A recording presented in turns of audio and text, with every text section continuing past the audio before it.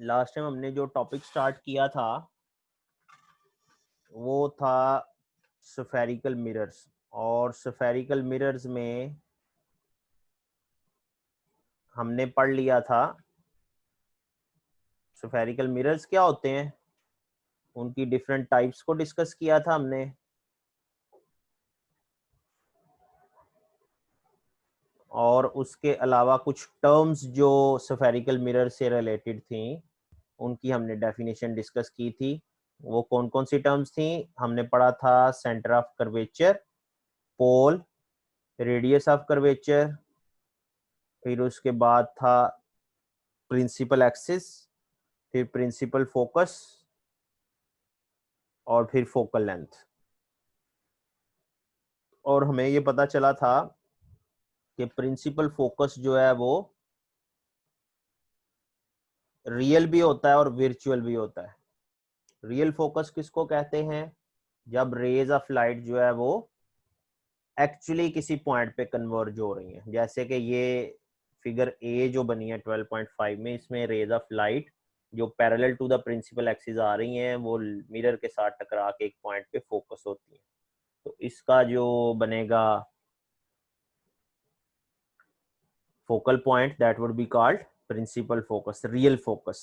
इसको हम converging mirror भी कहते हैं। और जो कन्वेक्स मिरर है इसमें रेज ऑफ लाइट जो है वो स्प्रेड हो जाती हैं, बिखर जाती हैं। तो इसका जो फोकस होता है उसको हम वर्चुअल फोकस कहते हैं।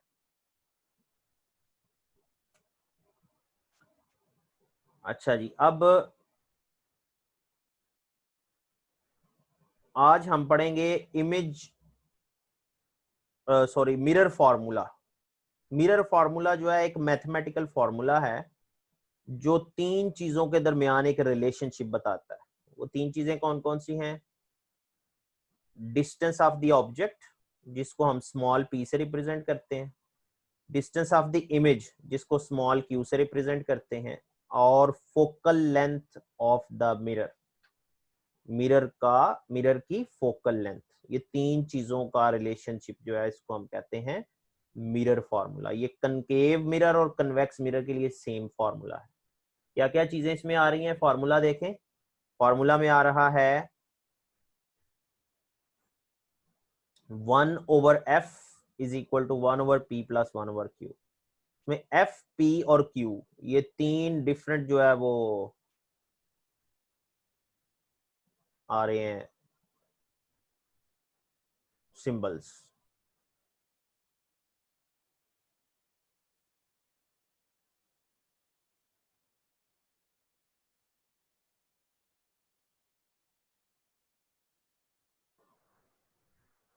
जी बेटा,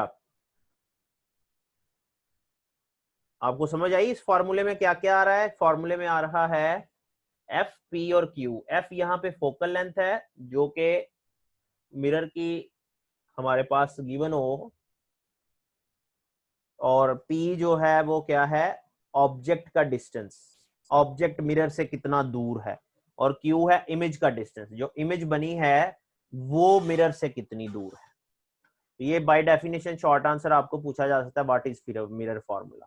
ये आपने डेफिनेशन लिखनी है और उसके साथ आपने ये फॉर्मूला जो है वो ये फॉर्मूला साथ लिख देना है। ठीक है जी। ये कनकेव और कन्वेक्स दोनों मिरर्स के लिए इस्तेमाल होता है। अच्छा, इसमें एक चीज आपने याद रखनी है कि क्योंकि जो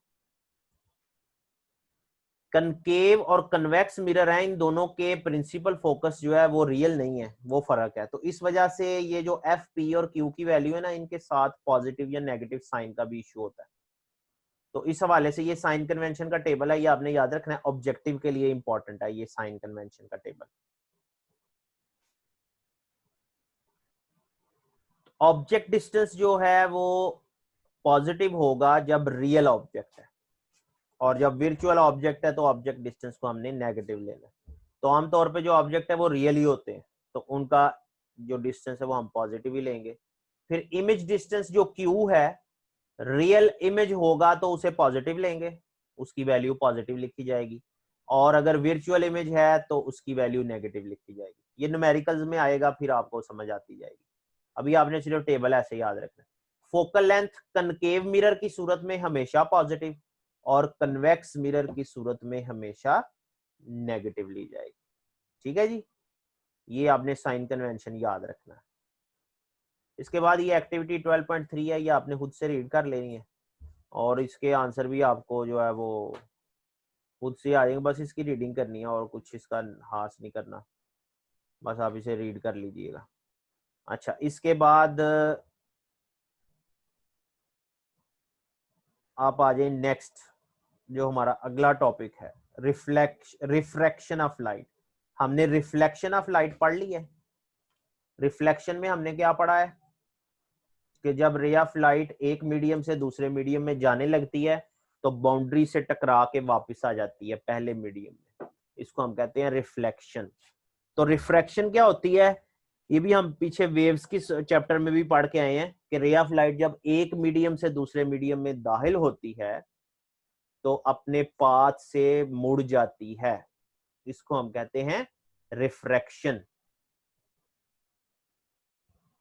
ठीक है जी, इसकी जो प्रॉपर डेफिनेशन है वो देखें जरा, ये है proper definition. The process of bending of light as it passes from air into glass and vice versa is called refraction of light। कहता है रे ऑफ लाइट जब एयर से ग्लास में या ग्लास से एयर में एंटर हो तो अपने पाथ से मुड़ जाए तो इसको हम कहेंगे रिफ्रैक्शन। इसमें एयर और ग्लास दो अलग-अलग मीडियम है, ये एयर और वाटर भी हो सकता है, ग्लास की जगह वाटर भी आ सकता है। ठीक है ना, तो कोई से दो मीडियम हो तो उन दोनों मीडियम्स में रे ऑफ लाइट जब एक मीडियम से दूसरे मीडियम में जाएगी तो अपने पाथ से मुड़ जाएगी, इसको हम कहते हैं रिफ्रैक्शन। एग्जांपल इसकी कहां से लेंगे, at the start of the topic. कहता है if we dip one end of the pencil और some other object into the water at an angle to the surface. कहता है जब हम एक ग्लास में पेंसिल या कोई और ऑब्जेक्ट थोड़ा टेढ़ा करके, एट सम एंगल का मतलब थोड़ा टेढ़ा करके रखते हैं, जैसे कि ये फिगर में दिखाया गया है।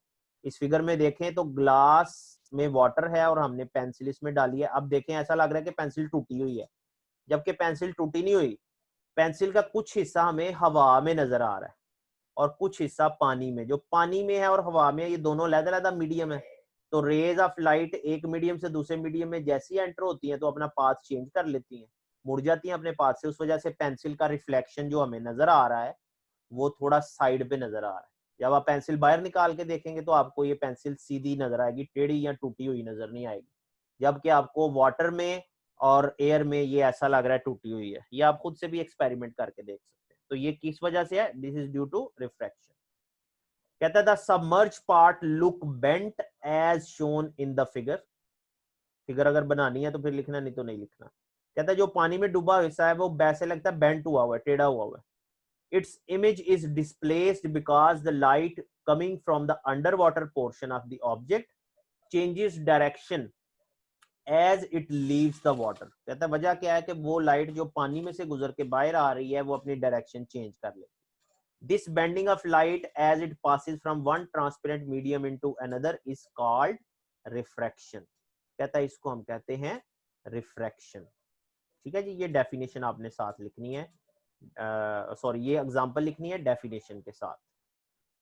ठीक है, इसके बाद ये इसकी एक्सप्लेनेशन एक दी हुई है जो आपने अभी फिगर तो नहीं बनानी, लेकिन आपने इसको भी अंडरस्टैंड करना है। आगे हम इसको टोटल इंटरनल रिफ्लेक्शन में यूज भी करेंगे। इसमें देखें जरा, ये एक रे ऑफ लाइट है, इंसिडेंट रे जिस पे लिखा है, ये रे ऑफ लाइट, ये जो लाइन एक बनाई गई है, ये रे ऑफ लाइट जो है वो एयर से ग्लास में एंटर हो रही है, थोड़ी सी अपने पाथ से मुड़ गई, नीचे को आ गई है, और नीचे आती आती जब फिर ग्लास से एयर में बाहर आई है तो फिर ये अपने पाथ से मुड़ गई और अब थोड़ी ऊपर को चली गई है। तो रे ऑफ लाइट जब भी एक मीडियम से दूसरे मीडियम में एंटर होगी तो अपने पाथ से मुड़ जाएगी। ये फिगर जो है वो हमने एक प्रैक्टिकल भी करना है, आपके प्रैक्टिकल्स का ये हिस्सा भी है, वहां पे भी हम ये प्रैक्टिकली प्रूव करेंगे कि वाकई रे ऑफ लाइट इस तरह से बेंड होती है एक तरफ से दूसरी तरफ, एक मीडियम से दूसरे मीडियम में जाते हुए। ठीक है जी, इसकी डिटेल हम वहां पे पढ़ लेंगे। यहाँ पे सिर्फ आपने डेफिनेशन और एग्जांपल करनी है इसकी, और ये फिगर वैसे याद रखनी है टोटल इंटरनल रिफ्लेक्शन के लिए। कि यहाँ पे देखें कि जो एंगल आई है, एंगल ऑफ रिफ्रैक्शन इंसिडेंस जो है और एंगल ऑफ रिफ्रैक्शन, ये दोनों सेम नहीं है। गौर से देखें, आई की वैल्यू ज्यादा है और आर की कम है, आई बड़ा है और आर छोटा है। मतलब क्या है कि जब रे ऑफ लाइट, गौर से सुनना है जो मैं बताने लगा, गौर से सुनना है, गौर से सुननी है ये बात। जब रे ऑफ लाइट जो है वो एयर से ग्लास में आ रही है तो एंगल आई बड़ा होता है और आर छोटा होता है। यानी कि दूसरे लफ्जों में, जब रे ऑफ लाइट रेयरर से डेंसर मीडियम में आ रही है, एयर जो है वो रेयरर मीडियम है, हल्का मीडियम जिसमें पार्टिकल्स ऑफ द मीडियम एक दूसरे से दूर दूर होते हैं, और ग्लास जो है वो डेंसर मीडियम है, उसमें पार्टिकल्स एक दूसरे के करीब करीब। तो जब रे ऑफ लाइट रेयरर से डेंसर मीडियम में आ रही है तो एंगल ऑफ इंसिडेंस बड़ा होता है और एंगल ऑफ रिफ्रैक्शन छोटा होता है। जबकि रे ऑफ लाइट जब डेंसर से रेयरर मीडियम में जा रही है तो एंगल ऑफ इंसिडेंस छोटा होगा और एंगल ऑफ रिफ्रैक्शन बड़ा होगा। मेरी बात समझ रहे हैं आप? दोबारा से सुन लें। जब रे ऑफ लाइट रेयरर से डेंसर मीडियम में आ रही है तो आई की वैल्यू बड़ी है और आर की छोटी है, और अगर रे ऑफ लाइट डेंसर से रेयरर मीडियम में जा रही होगी तो आई की वैल्यू छोटी होगी और आर की वैल्यू बड़ी होगी। ये टोटल इंटरनल रिफ्लेक्शन में हमने ये कॉन्सेप्ट यूज करना। अभी के लिए नहीं, अभी सिर्फ ये आप डेफिनेशन करेंगे इसकी। अच्छा, अब आ जाए आप नेक्स्ट जो क्वेश्चन है हमारा, लॉज ऑफ रिफ्रैक्शन। जैसे हमने रिफ्लेक्शन के लॉज पढ़े ऐसे रिफ्रैक्शन के भी लॉज। ये लॉज हमें क्या बताते हैं? पहला लॉ तो उसी तरह से जैसे रिफ्लेक्शन का पढ़ा था, सिर्फ इधर वर्ड रिफ्लेक्शन की जगह रिफ्रैक्शन आएगा। कहता है incident ray, refracted ray and the normal at the point of incidence all lie in the same plane. Incident ray, refracted ray और नॉर्मल लाइन तीनों एक ही प्लेन में लाई करते। ठीक है, जैसे हमने पीछे पढ़ा था रिफ्लेक्शन में भी। दूसरा देखें, ये बड़ा इंपॉर्टेंट है और शॉर्ट आंसर भी इसका अलहदा से भी पूछा जाता है। कहता है the ratio of the sine of the angle of incidence to the sine of the angle of refraction r is always equal to a constant sine i over sine r. इसमें साइन क्या है? ये जो s i n है sine, ये एक trigonometric function है। ये आप क्लास 9th में भी पढ़ के आए हैं, वो रेजोल्यूशन ऑफ फोर्सेस के चैप्टर में साइन, कॉस और टेन के बारे में याद है ना आपको? वर्क के फार्मूले में हमने पढ़ा था F x cos theta, F x sine theta. तो साइन, कॉस और टेन ये ट्रिग्नोमेट्रिक फंक्शन होते हैं। तो यहाँ पे क्या कह रहा है कि एंगल ऑफ इंसिडेंस और एंगल ऑफ रिफ्रैक्शन जो है, अगर इन पे साइन फंक्शन अप्लाई कर दिया जाए तो sine i over sine r ये हमेशा कांस्टेंट रहता है। मतलब क्या है कि आई और आर की कोई भी वैल्यू हो, जब उनका साइन, उन पे साइन अप्लाई करके हम डिवाइड करते हैं उनको, तो उनका आंसर हमेशा एक कांस्टेंट नंबर आता है जिसको हम एन बोलते हैं। एन को हम कहते हैं रिफ्रैक्टिव इंडेक्स। एन को क्या बोलते हैं? Refractive index of second medium with respect to first medium, और इसकी फिक्स वैल्यू होती है। इस रिफ्रैक्टिव इंडेक्स की फिक्स वैल्यू होती है हर एक मीडियम के लिए। मतलब ग्लास के लिए इसकी वैल्यू अलहदा है, वाटर के लिए अलहदा है, आइस के लिए अलहदा है, मुख्तलिफ टाइप के मटेरियल के लिए, ट्रांसपेरेंट मीडियम्स की बेसिकली बात हो, उनमें इसकी वैल्यू जो है वो अलहदा अलहदा होती है। ये आपने पॉइंट अपने जहन में रखना है, इसको भूलना नहीं है आपने। ठीक है जी, ये शॉर्ट आंसर भी है, इसको स्नेल्स लॉ भी बोलते हैं। ये नीचे लिखा हुआ है, कहता है where the ratio of the sine i over sin r is known as refractive index of the second medium with respect to first medium. So sin I over sin r is equal to n. It is called Snell's law. तो ये Snell's law की भी यही definition है। अगर आपसे पूछ लिया जाए व्हाट इज Snell's law, तो ये आपने सेकंड लॉ सारा लिख देना। ठीक है जी। और रिफ्रैक्टिव इंडेक्स की आपने एग्जांपल यहाँ से ले लेनी है। ये देखें यहाँ पे टेबल जो बना हुआ है, ये इस टेबल में आपको वैल्यूज मिल जाएंगी। डायमंड का जो रिफ्रैक्टिव इंडेक्स है 2.42, फिर क्यूबिक जिरकोना, ये भी एक मटेरियल होता है ट्रांसपेरेंट मीडियम, इसकी जो है वो 2.421 है। Glass, flint glass, crown glass, ये ग्लास की दो टाइप्स है, 1.66 और क्राउन ग्लास है 1.52। इथाइल अल्कोहल का 1.36 है, आइस का 1.31 है, वाटर का 1.33 और एयर का 1.00। ऑब्जेक्टिव के लिए पूरा टेबल याद रखना है। और अगर डेफिनेशन आए रिफ्रैक्टिव इंडेक्स की, तब भी सेकंड लॉ, ये सेकंड वाला जो लॉज ऑफ रिफ्लेक्शन है यही लिखना है। स्नेल्स लॉ की है तब भी यही लिखना है, और एग्जांपल साथ यहाँ से ले लें। ठीक है जी, ये भी आपका शॉर्ट क्वेश्चन जो है वो रेडी हो गया।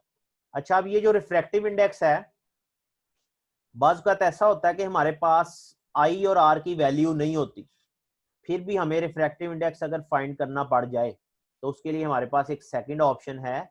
वो क्या है कि स्पीड ऑफ लाइट का फॉर्मूला हम जो है वो स्पीड ऑफ लाइट की वैल्यू को यूज करते हुए रिफ्रैक्टिव इंडेक्स फाइंड कर सकते हैं। स्पीड ऑफ लाइट क्या है? एयर में आपको पता है कितनी इसकी वैल्यू होती है।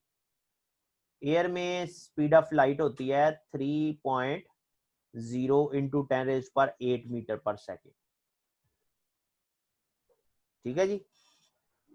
और अगर ग्लास या वाटर में से इसको ट्रेवल कराएं तो इसकी स्पीड जो है वो कम हो जाती है। जैसे वाटर में से अगर ये लाइट गुजरे तो इसकी स्पीड जो है वो 2.3 इंटू 10⁸ मीटर पर सेकेंड रह जाती है, और ग्लास में से गुजरते हुए इसकी स्पीड मजीद कम हो सकती है।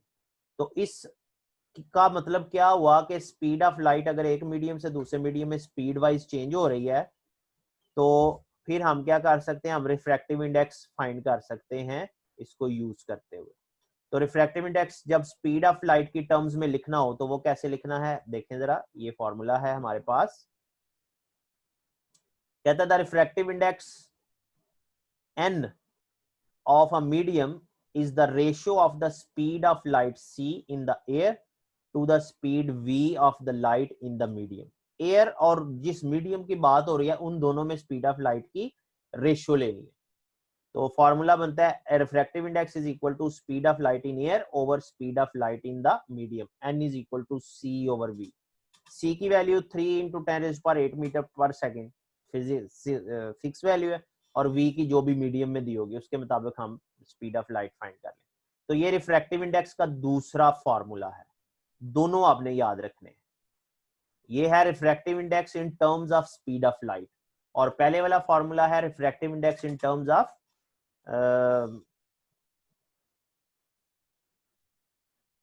Angle of incidence and angle of refraction. ठीक है जी। ये आज हम अपने टॉपिक्स को यहाँ पे क्लोज करेंगे, यहाँ पे हम रुकेंगे, और यहाँ तक ही आपने इसको जो है वो अंडरस्टैंड करना है, लर्न करना है। कोई इससे रिलेटेड क्वेश्चन बेटा आपके माइंड में है तो मुझसे पूछ लें, अभी जो हमने जितना पढ़ा। Anything if you want to ask.